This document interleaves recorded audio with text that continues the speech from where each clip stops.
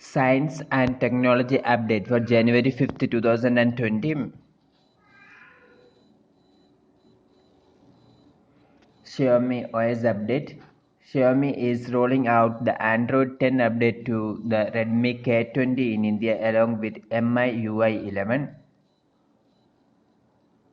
The update also brings the latest security patch and bug fixes and some changes to the privacy and location settings.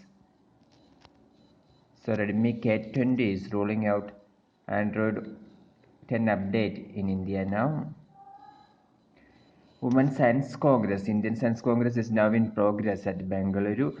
Tessy Thomas, Indian scientist and Director General Aeronautical Systems, Defense Research and Development Organization DRDO, and the former project director for Agni 4 missile, inaugurated the Women's Science Congress as a part of 107th Indian Science Congress.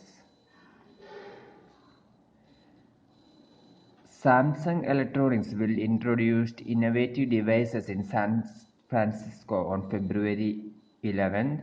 We think the new devices should include a new version of its flagship Galaxy S model and a new foldable phone also from Samsung. Science and tech updates every day at 2 p.m. Subscribe Engineers World online. Thank you.